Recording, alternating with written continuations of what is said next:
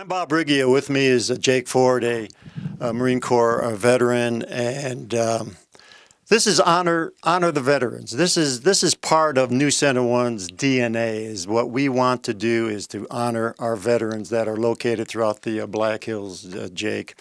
And one way, at least in my opinion, to honor the veterans is to introduce them to the public. That's what we're doing with you, Jake. And another way is to allow you to tell your story the way you want to tell it. Tell it to the folks. I joined the Marine Corps in 1997, went to boot camp in 98, and I got out in 2003. And then I moved here, and then in 2006 I joined the South Dakota National Guard, and I was medically retired from the National Guard in 2014. And what were some of your duties while you were in the Marine Corps? In the Marine Corps, I was a helicopter crew chief. I flew on the CH-46. And then in the National Guard, I was a mechanic, and then went on to be a forward observer. All right, let's focus in on the Marine Corps. You were in the Marine Corps for, again, how long? 5 years. 5 years, and 1 year you served in Afghanistan. Yes, that's correct. Yeah. And what year was that? I was in 2002. 2002. So we were actively involved in Afghanistan at the present time. At that time. Yep, it was the beginning of the conflict there. It was kind of the wild, wild west, if you will. I was in, obviously, during 9/11, so before that it was real quiet. A lot of stuff to South America, a lot of training missions, whatnot. And then after 9/11, things kind of became more real. And I was a detachment, so I went to help another unit that was getting deployed. And we got to Afghanistan. We spent, most of our missions were taking supplies to people. Some medevac stuff, picking up wounded, both military and civilian. And then some humanitarian aid, dropping off humanitarian aid to villages and whatnot, to win the hearts and minds of the populace. And how did you feel doing this? Did you feel like you were successful in winning the hearts and minds of the populace? Yeah, I think so. I mean, it's hard. It's hard to judge. As when we were there in the beginning, it sure felt like it. As the war continued to drag on and the eventual withdrawal about a year ago, it makes you question it sometimes. But I think we did a lot of good. I think we did as good as we could. After you came back from Afghanistan, was Afghanistan everything you thought it would be before you left for Afghanistan, or was it totally different from what you expected? I think a little bit of both. I think there was things that were very much to be expected, and then there was things that were unimaginable before going there and coming back. Yeah. And then when you left the Marine Corps, you joined the National Guard. Yep.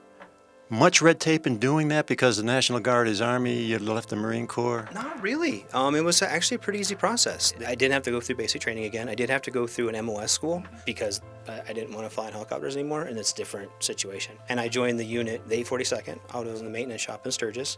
And then I was given the opportunity to deploy with Bravo Battery, first the 147th out of Salem. And so I went to Iraq with those guys. How long were you over in Iraq? Was that a 6-month tour? We were gone for 11 months. I think we were in country for 10? Wow-ish. And we did 2 months as we were called landowners, so it was like our base, Cedar 2. But it was ours. We did all the base security, we did all that. We fell under the 82nd Airborne, and they were not a fan of a little guard unit from South Dakota being landowner there. So they took and they split us up and put us back on the road. We trained to be convoy escort. That's what we were artillery, and there wasn't much call for artillery there. And you wouldn't regret any of that, would you? Would you, Jake? I mean, you know, or would you regret some of that? I don't know. I think, if you can send me back right now, knowing everything I know, I'd probably do it all over again. Sure. There are parts, I think with everything, there's parts like I would probably avoid certain things, but for the most part, I mean, it cost me a lot. It cost me 2 marriages. Easy. 100% cost me 2 marriages. But that's the sacrifice. It is. And you know what, though? Like, I went in I joined when I was 17. And I was that kid. I had Marine Corps posters on my walls. I wanted to be a Marine since I was 8 years old. And so I had all that stuff. I used to build model airplanes and hang them from my ceiling, and I had every poster and sticker, and I turned 17. Actually, we came out here for the rally. My mom's family's from Lead, and I turned 17 in the car on the way home, and that was on a Friday. On Monday, I was at MEPS signing up for the Daily Light Entry program. and I left the summer after I graduated. I was already signed up. I didn't even take the SATs or ACTs, nothing. I was going right in the Marine Corps. That's what I was doing. And there was no problem getting into the Marine Corps because they were looking for recruits. I was a recruiter's dream because I scored really well in my ASVAB. I ran cross country and track in high school, so I was in phenomenal shape. And I really, really wanted to do it. So it was right in. I was in junior ROTC in high school. That was my path. And so once it came time to go, it wasn't even an option. That's what I was doing. That's what I wanted to do. I don't even know if I would have got hurt or something. I don't even know what my other options would have been. Right now you have no regrets. No, not really. Except the fact that, you lost like 2 marriages as a result of that. But everyone's saying don't do it. If I was 17, 18 years old, I didn't listen.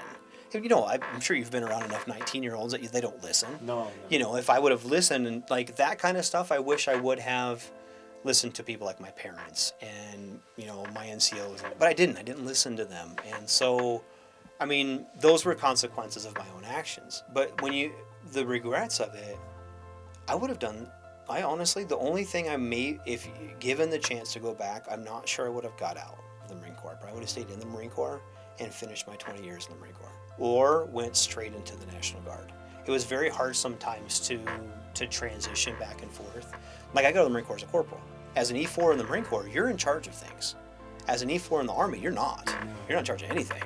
And so I remember one of my first drills, like everyone's just fiddling around. I'm like, let's get to work. We got things to do. Let's go. They're like, whoa, new guy. Whoa, Marine. Yeah, what are you doing, new guy? And actually, in B battery, when we went, I think there was 4 of us. Pretty sure there was 4 of us who were prior Marine in that 200 guys. So, at 2% of us, yeah, we're former Marines. There might have been more. But you can honestly say you went in as a kid but came out as a man. Absolutely. And I know my son. I saw that in my son. Yeah, and I see that in my son too. Like I said, my son he's stationed in Germany now. He's with the motor transport unit, and they're helping with the mobilization in Ukraine and everything. So he's busy. He's a busy kid. But I think they're kind of done running missions now for a little bit. But I know for a while there, it was like 4 months. He was on the road every day. Yeah. I've worked with the VA. They've been fantastic. There is the Vet Center in Rapid. It's great to work with. And then I've changed my focus to helping other veterans. I work for Firewise in Meade County.